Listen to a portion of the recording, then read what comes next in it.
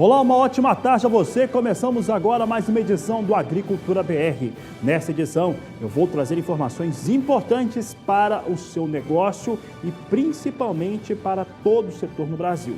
Você vai saber, por exemplo, que o Brasil vai entrar hoje com uma ação na Organização Mundial do Comércio contra a Índia em relação ao açúcar.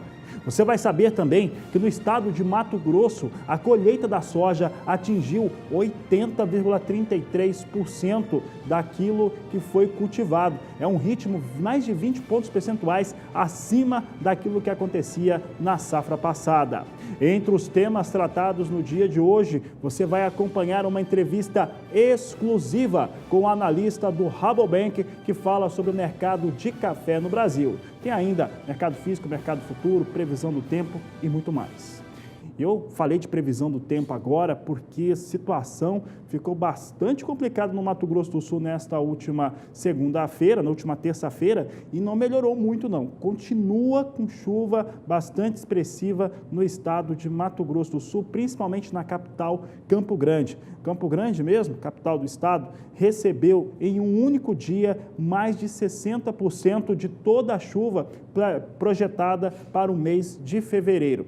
Esses números foram tão fortes que passou de 100 milímetros na capital do Mato Grosso do Sul e isso trouxe fortes estragos na cidade. Esses estragos aí já estão sendo computados pela prefeitura, que para arrumar tudo vai passar de 80 milhões de reais. Então, chuva muito forte em Campo Grande. Eu vou mostrar agora como é que está o tempo lá fora, aqui no Centro de TV do Sistema Brasileiro do Agronegócio, na sede do Canal do Boi. Nesse momento, o tempo parou de chover um pouco, mas o ambiente continua chuvoso, o tempo é nublado em Campo Grande neste momento, bastante chuva na capital sul-mato-grossense e também nos demais municípios do estado de Mato Grosso do Sul. Essa chuva mais expressiva era esperada, acabou acontecendo de uma maneira muito expressiva durante todo o dia de ontem e isso trouxe fortes estragos para a cidade. Esses estragos, como eu disse, já estão sendo computados, mas já passam de 80 milhões de reais para trazer a cidade de novo à situação normal. Não teve nenhuma morte registrada, teve vários carros boiando, situações muito ruins para a população, mas ainda não teve nenhum registro de incidentes fatais, o que é muito bom. Por outro lado, ficou bastante impraticável por conta dessas chuvas mais expressivas. E eu continuo falando de clima, já que eu falei de Campo Grande, Mato Grosso do Sul, é inevitável falar que Mato Grosso do Sul passou por uma situação climática muito difícil nas áreas de produção, porque teve falta de chuvas, temperaturas muito altas, o que prejudicou a produtividade da soja. Vamos saber agora como é que vem a previsão do tempo para o Mato Grosso do Sul especificamente e para Campo Grande, capital que recebeu essa chuva toda. Juliana, choveu demais nesta última terça-feira, os estragos pela cidade estão em todas as regiões. Qual que é a previsão do tempo para as áreas não só de produção do Mato Grosso do Sul, mas também urbanas? Boa tarde, seja bem-vinda. Olá, Fabiano, boa tarde a todos que nos assistem. Pois é, a semana começou com episódios de chuva muito intensos no estado do Mato Grosso do Sul, incluindo a capital, Campo Grande também. Tudo isso por conta da chegada de uma frente fria que trouxe, então, essa chuva mais forte, risco para temporais. Conforme a gente tinha uma atmosfera muito aquecida, temperaturas mais altas na região, a chuva acaba vindo com força mesmo. Por isso, durante a terça-feira, a chuva aconteceu ao longo de todo o dia. Tivemos acumulados muito elevados na região, que ultrapassaram facilmente 50 milímetros em grande parte da região metropolitana e os ventos também foram bastante intensos. Tivemos rajadas de vento que passaram até dos 60 quilômetros por hora. Agora, ao longo dos próximos dias, as instabilidades ainda vão seguir atuando, tanto na região de Campo Grande, como também em grande parte do norte do Mato Grosso do Sul. Vamos ver nos mapas, então, agora a situação de umidade do solo, que segue ainda um pouco mais baixa em alguns pontos do interior do estado. Para os próximos dias, tem previsão de chuva ainda bastante concentrada em todas as áreas mais ao norte do estado do Mato Grosso do Sul. Até pelo menos os primeiros dias do mês de março, a chuva ainda vai seguir atuando, tanto na região de Campo Grande, como também nas áreas mais ao norte, mas ela começa a diminuir de intensidade gradualmente. Isso porque a frente fria que avançou durante o finalzinho da segunda-feira e ao longo da terça-feira pela costa brasileira, agora já se afasta em direção ao oceano. Então as instabilidades ainda vão seguir sendo mantidas por conta de áreas de baixa pressão, que ajudam a manter esse tempo mais instável, mas a chuva perde intensidade gradualmente. Claro que entre hoje, a quarta-feira e a quinta-feira, ainda segue chovendo na região de Campo Grande. Chuva ainda pode acontecer a qualquer hora do dia, muita nebulosidade, mas vamos ter períodos já de melhoria mais para o finalzinho dessa semana. Até o dia 4 de março, tem previsão de acumulados de até 50 milímetros no centro e no norte do estado. Instabilidades perdem intensidade nas áreas mais ao sul, por conta do avanço de uma massa de ar mais seco que atua na região sul. Agora, a partir do próximo período, entre os dias 5 e 9 de março, vamos ter mais uma vez chuvas se espalhando pelo estado do Mato Grosso do Sul. Só que as instabilidades agora, que voltam a acontecer em áreas mais ao sul, áreas do interior do estado, não vão voltar a acontecer com muita intensidade. Então, são aquelas pancadas ainda típicas de verão, que acontecem entre a tarde e a noite, por conta da combinação de calor e umidade, podem até vir com força, com trovoadas, mas é aquela chuva mais pontual e também mais passageira. Até pelo menos dia 14 de março tem previsão de chuva ainda abrangente em todo o estado sul-mato-grossense. E as instabilidades ainda seguem bem compatíveis com esse cenário de calor e umidade na atmosfera. Então, nesses próximos dias, ainda segue chovendo na região de Campo Grande, áreas mais ao norte também. Aos poucos vamos ter chuva diminuindo. Tanto que para hoje, a quarta, e até amanhã, quinta-feira, ainda tem previsão de chuva a qualquer hora do dia, mas não deve vir de forma tão intensa e volumosa como a que aconteceu durante a terça-feira e provocou muitos transtornos na região da capital Campo Grande. Então, boa notícia é que as instabilidades diminuem gradualmente no decorrer desses próximos dias na região de Campo Grande e grande parte também do norte do estado do Mato Grosso do Sul. Daqui a pouco eu volto com mais previsão do tempo. Aí, Juliana, obrigado pela participação. Então, choveu muito no Mato Grosso do Sul, especialmente na capital Campo Grande. Eu continuo falando a respeito desses fatores climáticos porque eles impactam diretamente na produção. O produtor rural sabe muito bem disso. Olha, se você considerar os estados do Paraná e do Mato Grosso do Sul em janeiro e também a segunda quinzena do mês de dezembro, você vai observar que teve um veranico. Isso trouxe prejuízos na produtividade de soja e também de outras culturas que são praticadas, mas o suficiente para reduzir muito a produtividade. Agora, produtor rural que estava seguindo algumas instruções importantes de campo, como, por exemplo, a rotação de culturas, manter uma boa palhada de cobertura, fizeram com que os efeitos climáticos, naquele momento, era o contrário do que tem agora. Naquele momento, era muito calor e temperaturas altas, né, e falta de chuva. Era o contrário. Mas quem tinha uma palhada bem formada e estava fazendo uma rotação de cultura, conseguiu ter uma situação de solo mais saudável. E é sobre este assunto que o meu colega, analista aqui do SBA, o João Pedro Cuti Dias, conversou com o pesquisador Cláudio Lazarotto, da Embrapa Agropecuária Oeste, sobre a importância de ter esses destaques feitos dentro da propriedade rural para manter e preservar o solo. A entrevista foi feita durante a Dinapec deste ano. Doutor Cláudio, esse ano foi um ano complicado para o agricultor.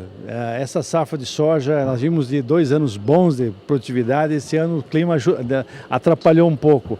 O que o produtor poderia fazer para minorar casos iguais a esses, Lazarotto?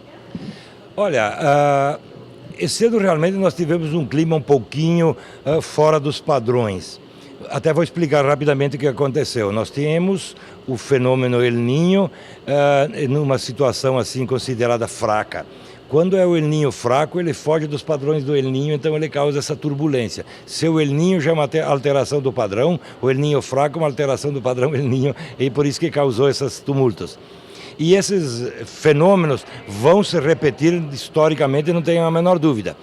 O que o produtor pode fazer para isso? Tem muita coisa ao alcance do produtor a ser feita, que não se trata especificamente de alterar o padrão climático, o padrão do tempo. Isso o agricultor não vai ter condições de fazer, mas ele tem condições de, através do manejo do seu solo, através do manejo da sua cultura, minimizar os efeitos dessas adversidades. E isso está ao alcance do produtor, várias técnicas já comprovadas, já perfeitas, perfeitamente adaptadas aqui às condições do centro-oeste, da agricultura tropical que nós temos, com perfeito efeito positivo em cima da lavoura, quer seja de soja, quer seja de milho, minimizando os efeitos dessas adversidades. Isso, não tenha dúvida, pode ser feito muita coisa. Um dos itens que hoje é uma preocupação muito grande por parte do produtor é a questão de matéria orgânica no solo. O modelo que existiu 30, 40 anos atrás, que você usava, gradeava, passava pé de pato, depois plantava em solo descoberto, hoje não, hoje você planta em cima com palha.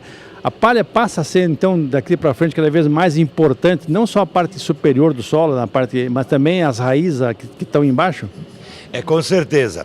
Aquele conceito do sistema plantio direto, que se sustentava, na verdade, no não revolvimento do solo, na rotação de culturas e na cobertura permanente do solo, hoje já podemos chamar que está consolidado, podemos dizer. Porque o grande desafio era sempre termos uma rotação de cultura e com que é que nós cobriríamos o solo de uma maneira permanente. Hoje, através dos diversos sistemas de produção, que aí nós podemos incluir o sistema de integração lavoura-pecuária e uma rotação de culturas perfeitamente possível através de cultivos consorciados, nós resolvemos todos esses problemas. Então nós já temos tecnologia, já temos informações suficientes para nós termos o verdadeiro sistema plantio direto. E só isso já resolve muita coisa para nós termos a tal da matéria orgânica que nós precisamos no solo, a cobertura permanente do solo, que ela protege o solo e protege a água que está no solo, que deveria estar disponível para a planta. E também, hoje nós já avançamos em cima disso, que já estamos trabalhando no conceito da estrutura do solo. Nós temos que ter um solo estruturado, às vezes por questões de compactação, às vezes por questões de erro na implantação do plantio direto, não revolvimento do solo e coisas similares. Nós realmente esquecemos a questão do solo. Então nós temos problema de compactação, nós problemas coisas parecidas. Hoje já temos como resolver essas questões, tá?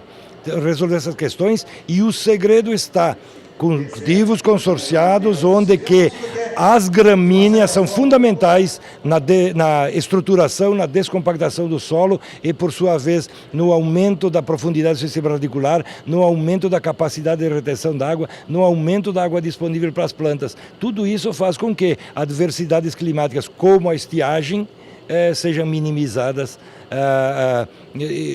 ao longo do ano, quer seja na lavoura de safra ou na lavoura de safrinha. Bom, essas informações eu tenho certeza que serão muito úteis para o senhor e para a senhora. O Lazarotto é um companheiro que trabalha, está vivendo o dia a dia, conhece, e eu acho que as informações que ele passou com certeza são muito importantes. Só um alô para despedir daí, Lazarotto. Com certeza, o nosso abraço aqui aos nossos telespectadores, tá? E deixar aqui, aproveitar uma mensagem. Não existe problema na agricultura que não se tenha condições de minimizar esses problemas.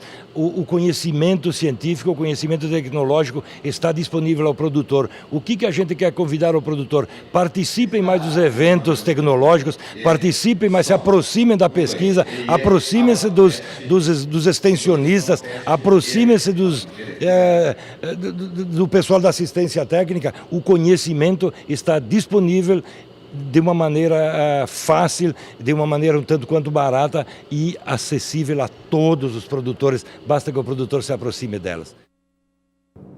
Tá aí o doutor Cláudio Lazarotto, da Embrapa Agropecuária Oeste, falou muito bem a respeito dessas questões climáticas e também como administrar solo. Proteção de solo é extremamente importante para garantir resultados.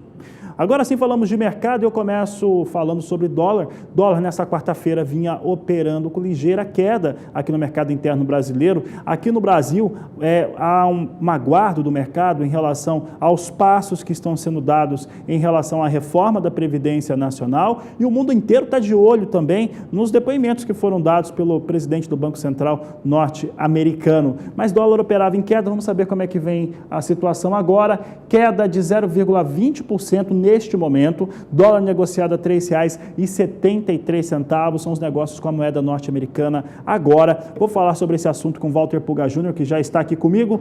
Pulga, muito bom dia para você. O dólar vem caindo, muita gente de olho no que está acontecendo fora, principalmente nos Estados Unidos. Aqui no Brasil, bastante atenção com as medidas do governo. Walter Pulga, o que nós podemos dizer de dólar e também da Bolsa Brasileira? Boa tarde.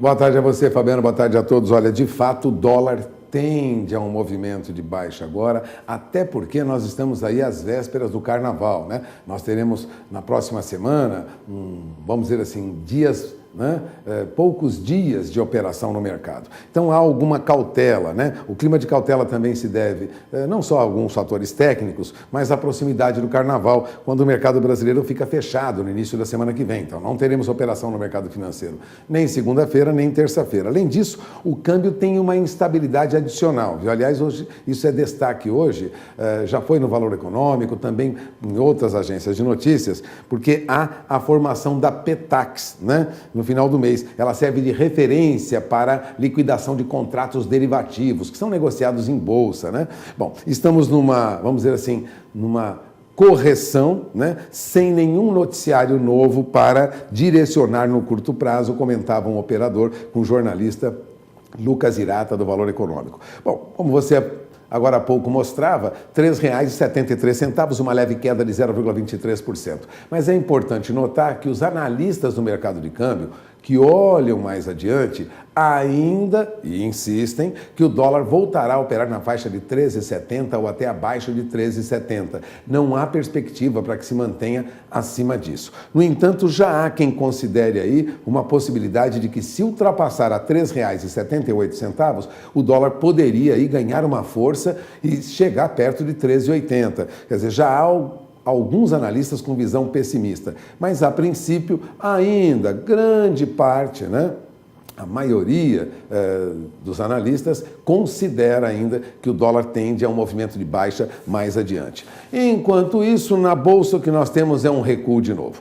Já recua abaixo de 97 mil pontos, a Bolsa ontem, que se aproximava, né, dos 98 mil pontos, fechou aos 97.904 pontos, né, encostou perto de 98 mil pontos, encerrou com alta ontem, hoje devolve boa parte dos ganhos. Então, considerando como referência o índice Bovespa, que é elaborado tendo como base, né, os principais papéis que são negociados na B3, né, é um índice respeitado no mercado de ações, a queda é de 0,72% agora, volta aos 96.900 pontos aproximadamente. A perspectiva, portanto, é de Bolsa hoje trabalhar em baixa e daqui para frente, até a semana que vem, e o dólar tende a uma leve queda, podendo ter um repique na retomada dos negócios na semana que vem. É esperar para conferir. Ainda temos 2 dias de operação no mercado antes do Carnaval, mas os operadores são muito cautelosos, né? Vamos dizer, não aceleram às vésperas de um feriado mais longo.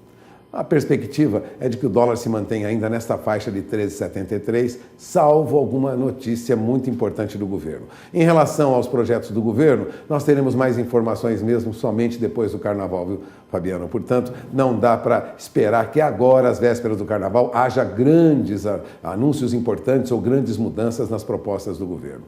É com você. Obrigado, Pulga. Daqui a pouco nós voltamos a falar aqui na Agricultura BR. Agricultura BR que agora fala sobre os negócios com a soja em Chicago. O assunto segue sendo mercado. Soja em Chicago recuava nessa semana, principalmente nesta última terça-feira. Faltam informações, faltam algumas confirmações em relação ao enlace, ao acordo possível entre Estados Unidos e China, e o mercado tem aguardado bastante por isso. Vamos ver os números então que nós temos aqui para a soja em Chicago. Segue caindo, mas cai pouco hoje, vai caindo cerca de 1 cento de dólar as posições de mais curto prazo. Março vem a $9,02 mais 6 o bushel. Maio, $9,16 por bushel. Julho, $9,26 mais 4. E agosto, $9,35 mais 4. Cai aí meio cento de dólar neste momento a posição de agosto. São os negócios que nós temos agora com a soja em Chicago. Você viu soja em Chicago caindo mais um dia consecutivo, hoje bem menos, mas em queda. Dólar recuando também, 0,20% nesse momento de queda para a moeda norte-americana. Vamos saber agora como é que vem os negócios com a soja brasileira negociada nos portos nacionais. Paranaguá e Santos, números da Grãos Corretora, você tem aqui comigo os valores sendo lançados a R$ 78,00 a saca, de acordo com a Grãos, nos dois portos, tanto em Santos quanto também no porto de Paranaguá, destaque deste momento do Agricultura BR, que não vai encerrar esse bloco sem falar de como que vem a colheita da soja no estado do Mato Grosso. De acordo com o IMEA, o Instituto Mato Grossense de Economia Agropecuária, que na tarde desta última terça-feira divulgou seus levantamentos de acompanhamento de lavoura. E no acompanhamento de lavoura mostra que por lá 80,33% da soja mato-grossense já foi colhida. Mato Grosso é disparado, de longe, o estado mais avançado na colheita. E avançado na colheita mesmo quando se compara Mato Grosso por ele mesmo, né? Quando compara Mato Grosso às safras passadas, o avanço é de mais de 20 pontos percentuais frente àquilo que acontecia no mesmo momento no ano passado. Vamos aos números então, mato-grossenses, para a colheita de soja. Você vê que até esse último dia 22 de fevereiro, Mato Grosso já havia colhido 80,3% das suas áreas destinadas à produção de soja. Já no dia 22 de fevereiro do ano passado, estava em 58,3%, assim vinha a colheita da soja, portanto vem 20 pontos aí, 20 pontos percentuais mais acelerado do que aquilo que nós tínhamos no último ano. Mato Grosso é o maior estado produtor de soja do país, também teve revisões, IMEA fez revisões recentes em relação à estimativa de produção, já que algumas áreas importantes, regiões do Mato Grosso, também foram afetadas pela questão climática. Clima seco e também o clima com pouca chuva fez com que a produtividade caísse. A Agricultura BR vai para um rápido intervalo comercial agora, nós voltamos já. Aproveito para te convidar a participar do programa pelo número 67996562266, o nosso WhatsApp. Agricultura BR, que vai mostrando agora o que acontece aqui em Campo Grande. Teve muita chuva forte nesta última terça-feira e nós vamos encerrando com imagens aqui, esse bloco, encerrando com imagens aqui do pátio do Sistema Brasileiro do Agronegócio. Não vai ser possível agora, daqui a pouco a gente mostra, porque voltou a chover. Voltamos já. Agricultura BR de volta e o assunto por aqui agora é a cultura do milho.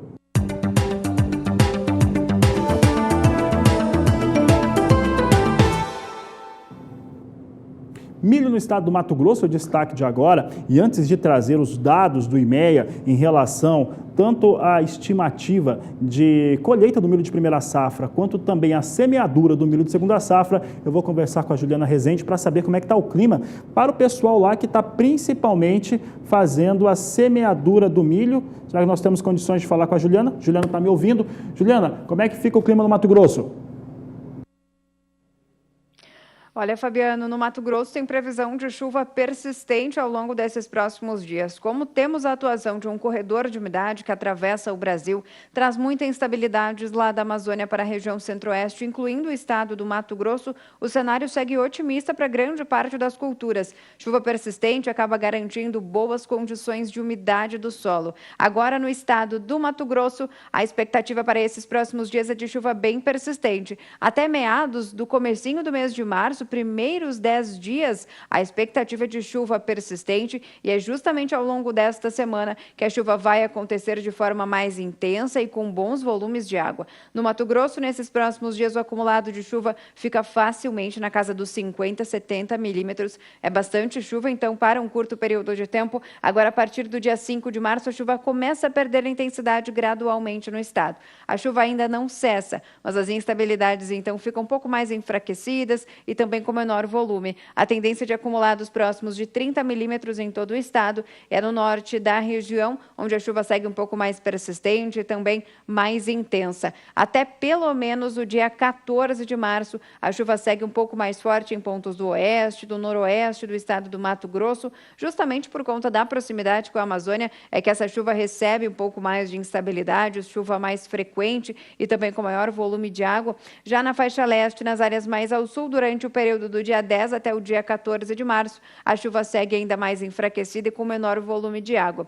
Então, para esses próximos dias, como tem previsão de chuva ainda bastante expressiva e volumosa na maior parte do estado do Mato Grosso, os produtores de milho segunda safra podem ainda ter algumas paralisações, mesmo que seja de forma momentânea, mas a chuva ainda vai seguir de forma bastante intensa e volumosa no decorrer desta semana. Cenário melhora para os produtores de milho segunda safra a partir da próxima semana, com a diminuição das instabilidades e a chuva perdendo um pouco mais de força. Aí os produtores devem avançar cada vez mais com a semeadura do milho segunda safra. Obrigado, Juliana. Por aqui eu continuo falando do estado do Mato Grosso e de milho. E agora falamos a respeito do levantamento que foi divulgado pelo IMEA, Instituto Mato Grossense de Economia Agropecuária, como faz tradicionalmente às terças-feiras. Esse levantamento mostrou, entre outros fatores, como é que vem o estágio de semeadura do milho de segunda safra no estado de Mato Grosso. A tradição mato-grossense é plantar mesmo em segunda safra, tem até algum milho de primeira safra que já foi todo retirado dos campos, já foi colhido. Segunda safra não, segunda safra tem uma grande semeadura e por lá já passa de 84% a área de cultivo com milho de segunda época. Vamos saber como é que vem esses números, comparação aqui com o avanço intersemanal. Você vê que até o dia 22 de fevereiro, nós tínhamos o milho semeado em Mato Grosso, de segunda safra, é claro, em 86,6% da área destinada ao cultivo. O avanço que se tem sobre essas áreas de produção é de 12,36 pontos percentuais, uma vez que uma semana antes estava em 74,20%. Essa situação ocorre exatamente quando há uma valorização também para o preço do milho do Mato Grosso. Para você ter uma ideia, na semana passada, se a gente computar tudo o que aconteceu dia por dia, houve uma valorização de 6,80% para a saca do milho. Não é pouca coisa, é bastante expressivo. Milho começa a subir de preço. Essa era uma situação que nós falávamos desde o começo desse ano, finalzinho do mês de dezembro, que teria uma nova valorização. Milho até que deu uma balançada, como era esperado, mas volta a ganhar força. E essa informação é importante para o agricultor em relação ao seu fechamento de negócios, mas principalmente para quem consome. E aí eu falo de todo o complexo carnes, mas especialmente para o pecuarista brasileiro. E por aqui o Agricultura BR não vai esquecer de trazer um recado importante para você. Isso porque nesta próxima quinta-feira teremos aí o fechamento do primeiro leilão judicial do ano aqui do Sistema Brasileiro do Agronegócio, onde está sendo ofertado um complexo sucroalcooleiro localizado no estado de Alagoas, e esse complexo sucroalcooleiro fica a 90 quilômetros da capital Maceió. Nele, há uma série de fatores que mostram toda a vocação para a produção e processamento de cana-de-açúcar. A oportunidade é tão boa para investidores que ele é colocado nessa primeira fase um deságio de 51%, a chamada primeira praça, 51% de deságio. Você vai saber um pouco mais a respeito deste assunto, deste tema, com o repórter Valdir Pacheco.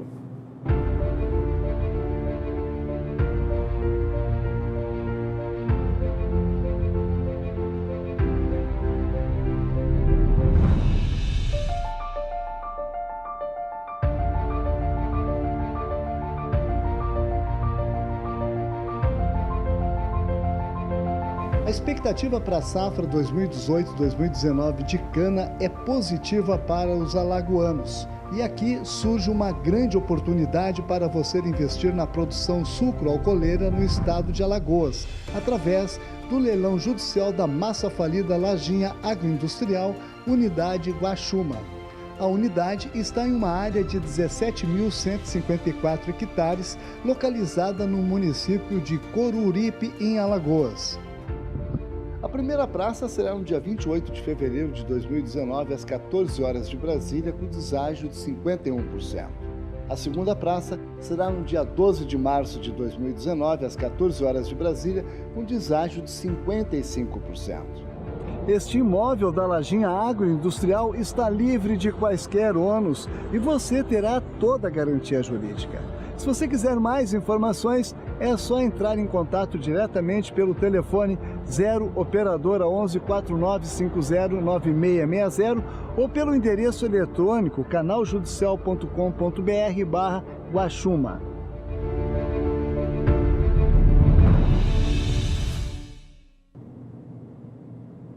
Grande oportunidade para investidores, não pode perder.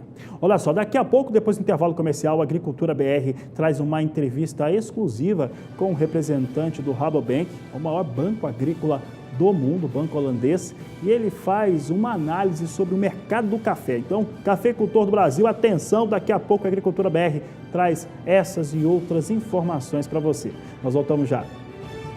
Você vai acompanhar agora uma entrevista que o meu colega Walter Pulga Júnior realizou nos estúdios do Canal do Boi, em São Paulo, com Guilherme Moriá, analista do mercado de café do Rabobank.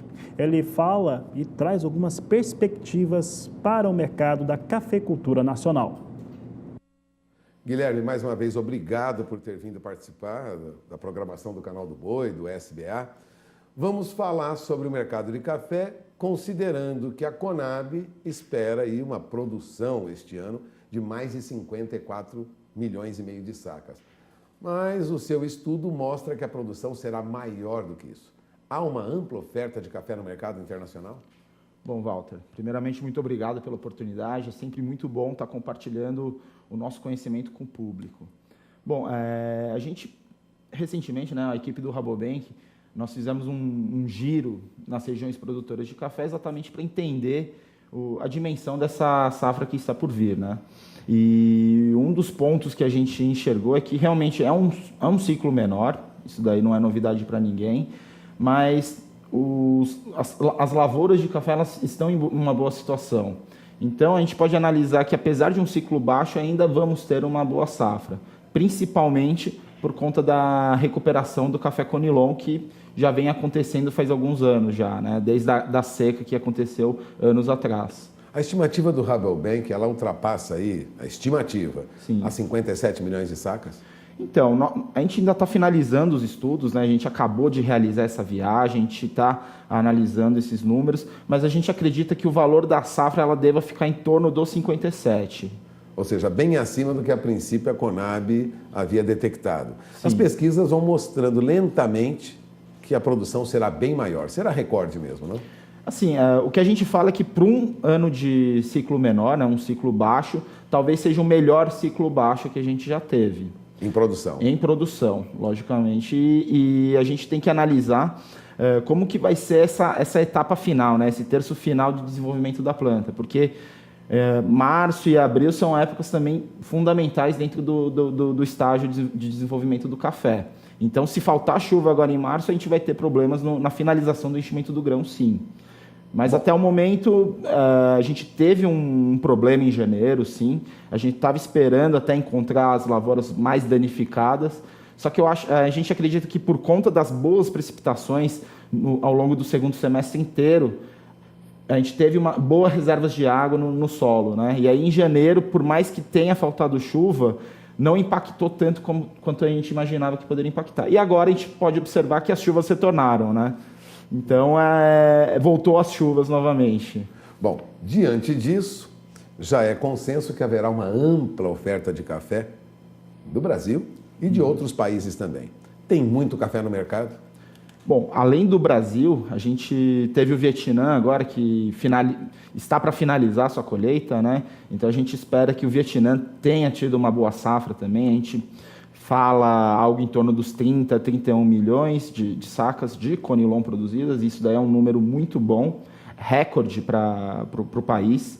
E além do Vietnã, a gente também não pode descartar a América Central, que no geral eles representam um volume bem interessante. E Colômbia, que também, segundo informações que a gente levanta, inclusive junto com a Federação de Cafeteiros, deve girar em torno de 14 milhões de sacas também, ao redor, né, ao longo desse ano safra. Bom, então é todo mundo não tendo problemas com produção por enquanto. Então os preços devem continuar pressionados. Nós temos café arábica negociado no mercado futuro de Nova York já abaixo de $1 por libra-peso.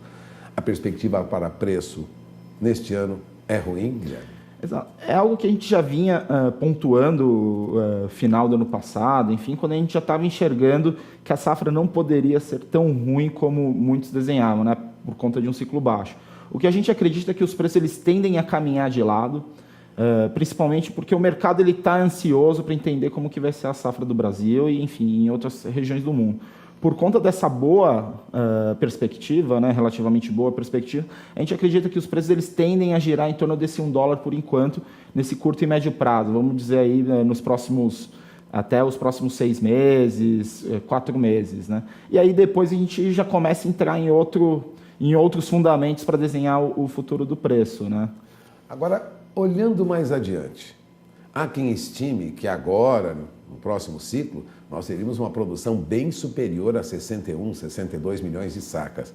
Correto. O consumo cresce no mundo, o consumo de café, mas há espaço para tanto café no mercado mundial? Bom, Walter, o que a gente vê é que realmente o consumo, muito por conta das inovações que estão acontecendo no mercado, novos formatos de consumo, ele vem se desenvolvendo muito bem. Seja porque a Ásia, uma região que não estava consumindo muito café, começou a consumir, os países desenvolvidos, né, de consumo maduro, como Estados Unidos, Japão e a própria União Europeia, eles vêm consumindo bem café, então a gente assume que o mercado de café ele cresce entre 3,5 milhões a 4 milhões de sacas ano, na média. Então, o consumo ele existe. O problema é que a gente vem atravessando 2 anos de ciclo bons para praticamente todas as regiões de café, sem nenhuma quebra importante. E isso acaba refletindo nos preços.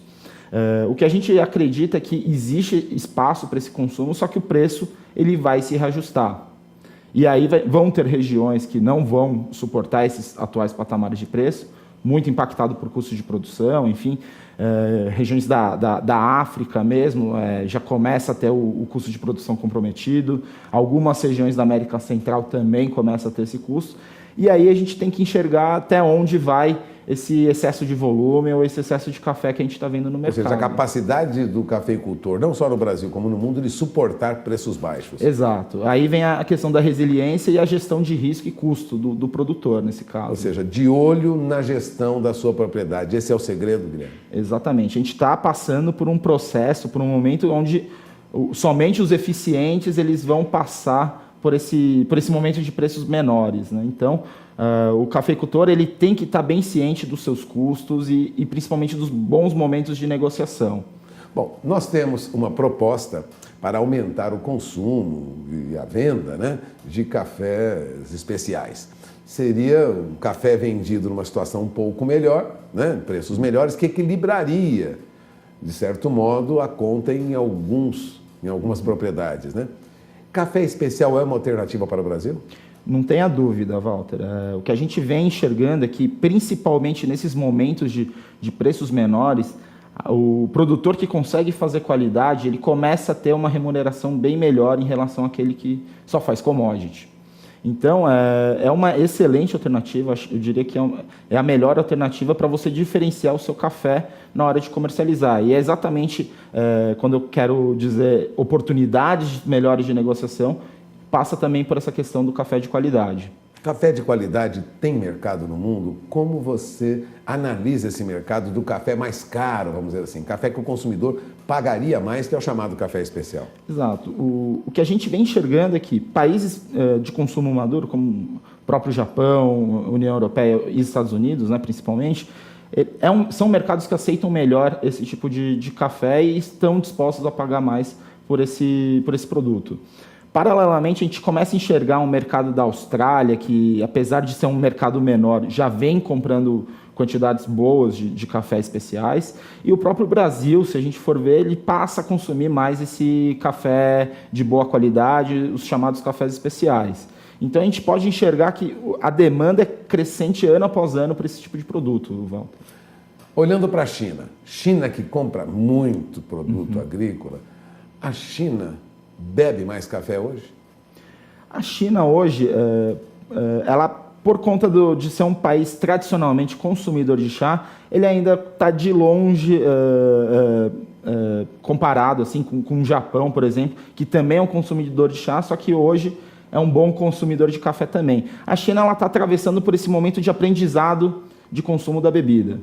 Então, a gente fala que hoje eles ainda não representam muito para o mercado de café em termos de consumo, mas potencialmente ele pode ser um grande consumidor de café. E não é à toa que a gente começa a ver inúmeras redes de cafeterias e próprias cafeterias locais expandindo de uma forma muito agressiva na China. Nós temos aqui, na Bolsa Brasileira de Mercadorias, um projeto, uma ideia. O Guilherme já acompanha desde o nascedouro dessa ideia, no ano passado, de leilões de cafés especiais, facilitando o acesso do cafeicultor ao mercado. E você vive o dia a dia do mercado, você ouve cafeicultores, ouve quem trabalha com café na indústria do café. Uma alternativa, é uma boa alternativa leilões de café? Bom, Walter, eu acho que qualquer alternativa indo em direção à melhor remuneração do cafeicultor e provocar o cafeicultor a fazer uma melhoria na produção é sempre bem-vinda. Então, o leilão de café ele entra exatamente nesse caminho, onde o produtor ele tem a possibilidade de receber um preço melhor e vai forçar muitos cafeicultores quererem fazer esse produto de melhor qualidade. Para apresentar no leilão um produto melhor e ganhar um pouco mais com isso. Exatamente. Bom, você acaba de ouvir o Guilherme Moria, as projeções para o café nos próximos meses, né? Perspectiva aí de preços caminhando lateralmente, como se diz no jargão do mercado, né? Exato. Na faixa de $1 por libra-peso. Não há como esperar uma recuperação do mercado do café, a julgar pela produção que já se estima no mercado internacional, não só no Brasil, uma produção boa, mas também fora. Passamos o recado, Guilherme? Acho que sim. Agradeço mais uma vez a presença do Guilherme aqui conosco. Voltamos ao programa.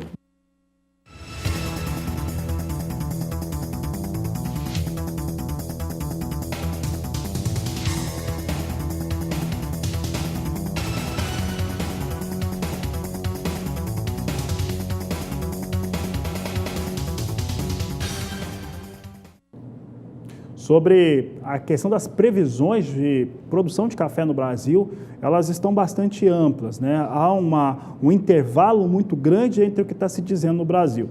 E toda a informação que se tem sobre produção, ela pode vir a ser muito perigosa. O que acontece? Hoje nós temos o órgão oficial, a Conab, dizendo que são 53 milhões de toneladas, 53 milhões de sacas de café a serem produzidas no país. Apesar de ser de bienalidade negativa para o Arábica, é uma grande produção, 53 milhões de toneladas. Já o Rabobank está apontando uma safra bem maior, com 56 milhões, até 57 milhões de sacas. Essas informações impactam diretamente no mercado. A Agricultura BR sempre traz todos os levantamentos para que o produtor consiga traçar as suas melhores situações. Você viu ali o Guilherme Moriá comentando a respeito das suas perspectivas, principalmente sobre cafés especiais, cafés gourmets, que esses podem ter aí uma situação de impacto muito positivo no mercado e para todos os cafeicultores do Brasil, que tem sempre ali uma produção de café melhor em sua propriedade. A Agricultura BR vai para um rápido intervalo comercial. Daqui a pouco nós voltamos com mais informações para você, com participação de telespectador também. E olha, eu lembro que nós tivemos fortes chuvas sobre Mato Grosso do Sul, especialmente Campo Grande. Vou dar uma olhada como é que está o tempo por aqui, já que Campo Grande recebeu mais de 100 milímetros de chuva no único dia, 60% daquilo que era previsto para todo o mês. Tempo nublado, parou de chover, mas tempo bastante fechado por aqui no centro de TV do Canal do Boi, em Campo Grande. Nós vamos para o intervalo e voltamos já. Agricultura BR de volta. Eu aproveito para destacar algumas informações da região sul do Brasil para soja e para milho.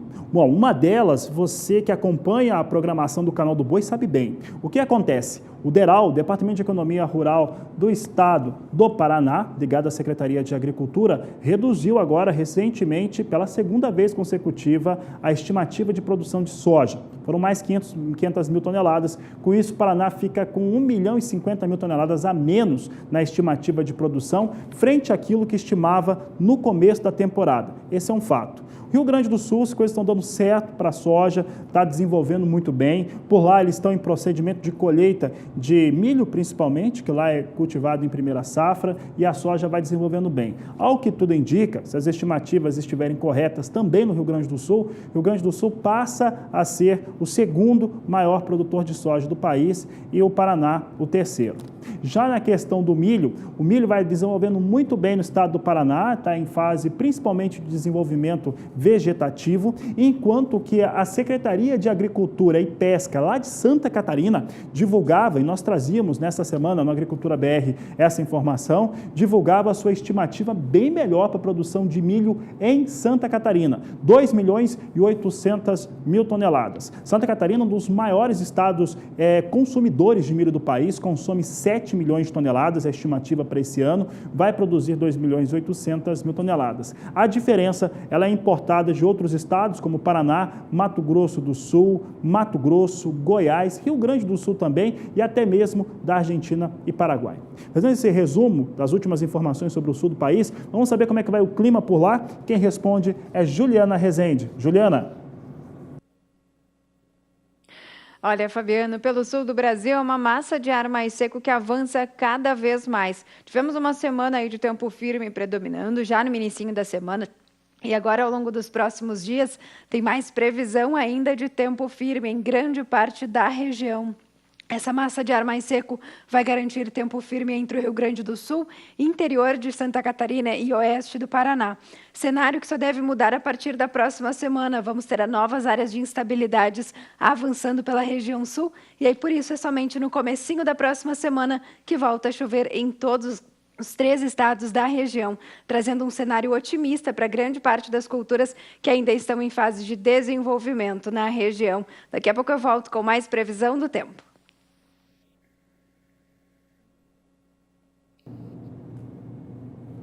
Tá certo, obrigado Juliana, obrigado pela participação. Bom, a Agricultura BR segue e agora vamos falar a respeito de um tema muito importante, isso porque o Brasil decidiu que vai entrar com uma ação na Organização Mundial do Comércio contra a Índia. O assunto, mais uma vez, é o açúcar. Olha, esse cenário ele já vem se desenhando há algum tempo, acaba de ser confirmado. Quem vai explicar como é que essa ação brasileira lá na OMC vai funcionar contra a Índia é o Walter Pulga Júnior, que está aqui conosco. Pulga, antes de falar do OMC, eu acompanhava aqui a entrevista que você fez com o Guilherme Moriá, excelente entrevista sobre o mercado do café, mas o assunto agora é açúcar. Por acaso, um assunto acaba na mesa do brasileiro casando um com o outro. O Brasil entra com essa ação na Organização Mundial do Comércio contra a Índia. Quais são os atributos, os argumentos brasileiros para essa ação, Pulga?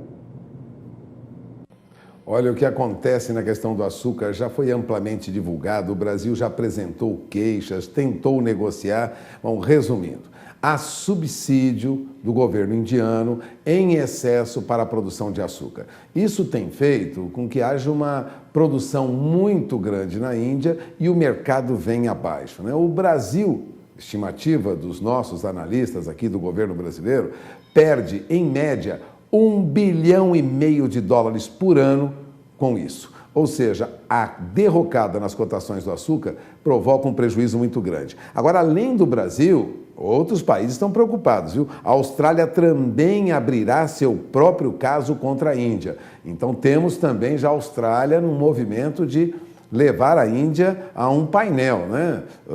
Também exigindo explicações e querendo modificação. A expectativa é que depois a Guatemala faça o mesmo, Fabiano, ampliando aí a pressão sobre os indianos, né? Mais tarde, o que se espera é que na Organização Mundial do Comércio haja aí uma união das 3 denúncias num mesmo painel, que eles chamam de comitê de especialistas para investigar essas acusações de, vamos dizer, de excesso de subsídio, né? A Índia também está sob holofote, não só do Brasil, não da Austrália, viu? Essa política de substituição de importações e a concessão dos subsídios feitas pelo primeiro-ministro Narendra Modi vem incomodando um número cada vez maior de países, viu? Durante uma reunião periódica do Comitê de Agricultura da OMC, por exemplo, a questão do açúcar continuou na pauta, mas outros temas já foram incluídos contra a Índia. O Japão questionou notícias de que o governo indiano passou a conceder subsídios de 5% para a produção de arroz não basmati. Os Estados Unidos reclamaram no ano passado que a Índia gradualmente aumenta a proteção da indústria do país contra as importações, inclusive de óleo de soja, de girassol e de canola, né? Aliás, o governo americano se queixou também de um aumento de 7% para 10% nos subsídios que o governo indiano dá para o farelo de soja. Há uma série de queixas contra a Índia neste momento. O governo indiano tomou uma atitude de conceder ajuda para a produção no agronegócio e já está incomodando, né, gerando problemas e questionamentos em vários países do mundo. Agora, a União Europeia engrossou esse coro também, viu? A Índia vai enfrentar uma discussão com a União Europeia. Aliás, detalhes e explicações os europeus querem sobre o pacote de ajuda de 2 bilhões e 800 milhões de dólares que o governo indiano anunciou para pequenos produtores. Ou seja, não tem fim o subsídio na Índia. E isso vai gerar problemas, lógico, no mercado internacional. Para você ter uma ideia, Fabiano, neste mês, o indicador CPEA fechava ontem açúcar cristal, saca de 50 quilos, a R$ 66,97 a saca. Vamos arredondar? R$ 67,00 a saca. Já perdeu neste mês mais de 3,19%. Levantamento do CPEA. Eu falo de açúcar cristal, entregue em São Paulo. Açúcar cristal, levantamento feito pela Escola Superior de Agricultura Luiz de Queiroz. Para o segmento BMF e entregue em Santos, perdeu mais de 2% no indicador do CPEA. É negociado a R$ 67,52 a saca. Mesmo com alguma leve recuperação nos últimos 2 dias no preço do açúcar, apuração feita pelo CPEA, o que nós temos é uma derrocada nas cotações do açúcar. Para se ter uma ideia, os contratos de açúcar demerara, o chamado açúcar bruto em Nova York ontem, com entrega prevista para maio, perdeu 15 pontos. Fechou a sessão cotada a 12,85 centavos de dólar por libra-peso. Segundo o Bruno Lima, né, que é responsável pela área de açúcar e etanol da FC Stone, Fabiano, essa queda é reflexo já de venda de papéis de especuladores no mercado americano. E já se espera agora também uma redução no consumo de açúcar, de compra de açúcar dos Estados Unidos. O mercado tende a sofrer uma pressão maior e a Índia contribui e muito com isso. Por isso, hoje, o Brasil protocola, né, uma queixa, vamos dizer, um pedido oficial de investigação sobre os subsídios da Índia para o açúcar lá na Organização Mundial do Comércio. É esperar mais uns dias para ver o desenrolar desse processo. É com você, Fabiano. Tá certo, o Walter Pulga, obrigado pela participação. Tá aí o Pulga falando a respeito dessa ação que o Brasil abre na OMC, na Organização Mundial do Comércio, contra a Índia por conta de subsídios no açúcar. E mais do que isso, outros países que devem fazer o mesmo, Austrália, Guatemala, entre outros países que devem repetir a ação brasileira. São países que se sentem prejudicados por conta dessa situação que acontece em território indiano. A Agricultura BR vai para um rápido intervalo comercial. Daqui a pouco vamos trazer a participação do telespectador aqui no programa, respondendo perguntas que são enviadas aqui para o Agricultura BR, para o canal do Boi. Eu lembro que a sua participação é sempre importante, então participe conosco, mande a sua mensagem no nosso WhatsApp. O número é 679-9656-2266. Voltamos já!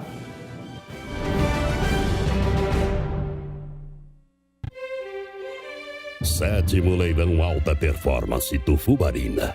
Em oferta 50 touros Cenepal puros de origem para repasse.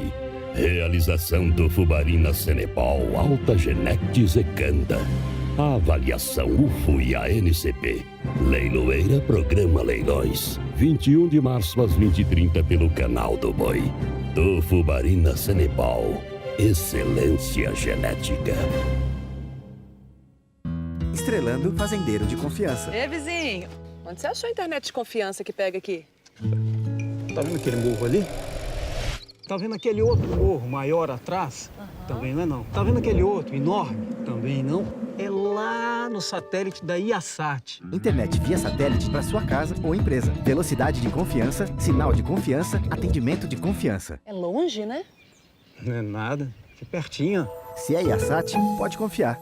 O Pantanal vira cenário para um dia de grandes negócios. Leilão do Corichão. 28 de fevereiro, quinta-feira, às 2 da tarde. Oferta de animais de corte criados e recriados em sistema natural, mas com tecnologia e genética.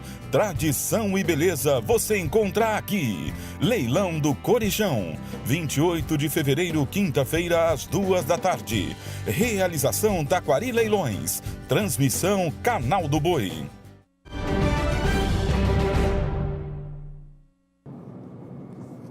E olha, a Câmara Setorial do Trigo no estado de São Paulo fez um importante pronunciamento e o repórter Gustavo D'Angelo fala como é que anda a cultura por lá.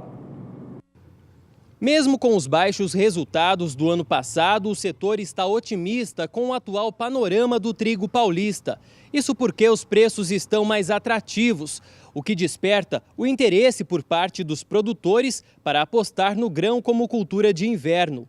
Após o reporte de 4 principais cooperativas do estado, que estão situadas na região sudoeste de São Paulo e que representam mais de 70% da comercialização do trigo paulista, chegou-se à estimativa de plantio de 90 mil hectares do grão.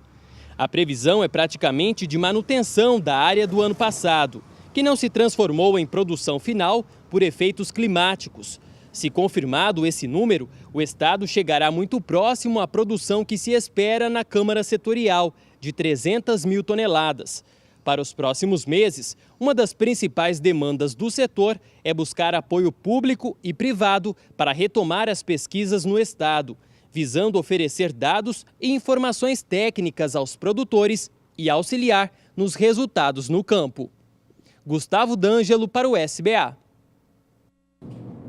E por aqui chegou a hora da participação do público aqui no Agricultura BR, no canal do Boi. É o Agricultura BR Responde.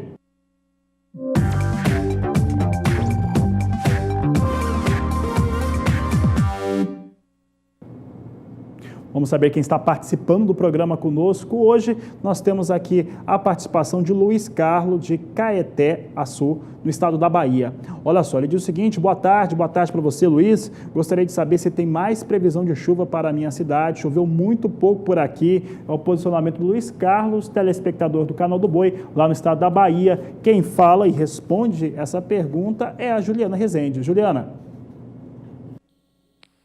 Respondendo à dúvida do telespectador Luiz Carlos, na região de Caeté-Açu, na Bahia, olha, tem previsão de chuva sim nesses próximos dias. Áreas de instabilidades vão conseguir se espalhar cada vez mais pelo estado da Bahia no decorrer desses próximos dias. Na região central, apesar da chuva conseguir se espalhar, a chuva que acontecer na região de Caeté-Açu ainda vai vir de forma mais fraca, com baixo volume de água e sem potencial para ser aquela chuva mais volumosa e também persistente. Cenário que acontece até o dia 4 de março. A partir do dia 5, a expectativa ainda é de pouca mudança no tempo na região, mas na região de Caeté-Açu ainda chove de forma irregular e também com baixo volume de água, onde no período do dia 5 até o dia 9, o acumulado de chuva não passa de 15 milímetros.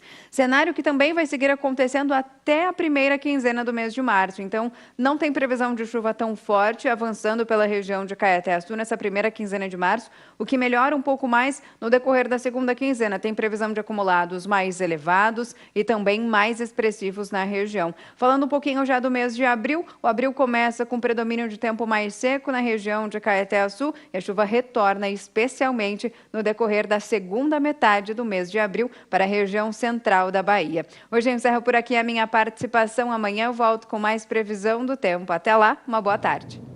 Uma ótima tarde para você, Juliana. Até amanhã no Agricultura BR. Lembrando que a sua participação é sempre importante, então envie a sua mensagem, participe do programa você também através das nossas mídias sociais. O WhatsApp nosso número é 67996562266. E olha, nós vamos agora para um rápido intervalo comercial, o último desta edição. Daqui a pouco eu volto falando um pouco a respeito de dólar e a operação da soja na Bolsa de Chicago. Voltamos já. Momentos finais dessa edição do Agricultura BR. E agora eu falo um pouco a respeito de como que vem o mercado da soja, negociado em Chicago, e também o dólar aqui no Brasil. Soja em Chicago, que já recuava bastante nesta última terça-feira, hoje vinha com queda também. Ontem a queda fechava numa casa de 7 centes de dólar por posições de mais curto prazo. Hoje a queda continuava, mas bem menor, cerca de 1 cento de dólar nessas posições de mais curto prazo. O mercado continua aguardando um posicionamento mais claro em relação às negociações comerciais entre Estados Unidos e China. Como não há notícia nova, não tem tido uma pontuação nova desde o domingo, quando o presidente norte-americano Donald Trump disse que estenderia o prazo e não levantaria novas barreiras tarifárias a produtos chineses, não tem nenhuma confirmação nova. Com isso, mercado fica em posição de espera. Vamos saber como é que vem soja em Chicago agora. Soja em Chicago melhora, porque neste momento nós temos as posições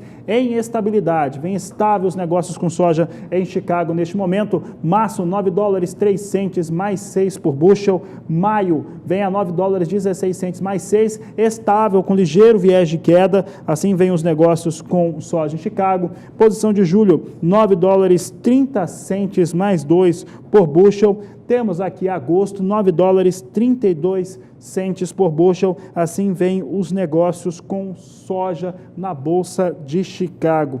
Aqui respondendo até uma pergunta importante que nós temos em relação à soja negociada, principalmente a diferença da soja brasileira hoje no mercado brasileiro. Quem mandou essas perguntas aqui foi o Juliano Gonçalves, que mandou essa pergunta, foi via Twitter, não tem o estado dele, mas Juliano Gonçalves pergunta qual que é o diferencial nesse momento da soja brasileira para as negociações. Eu aponto que continuam sendo aqueles principais, uma vez que a soja brasileira continua mais barata que a soja americana, sob qualquer ponto de vista.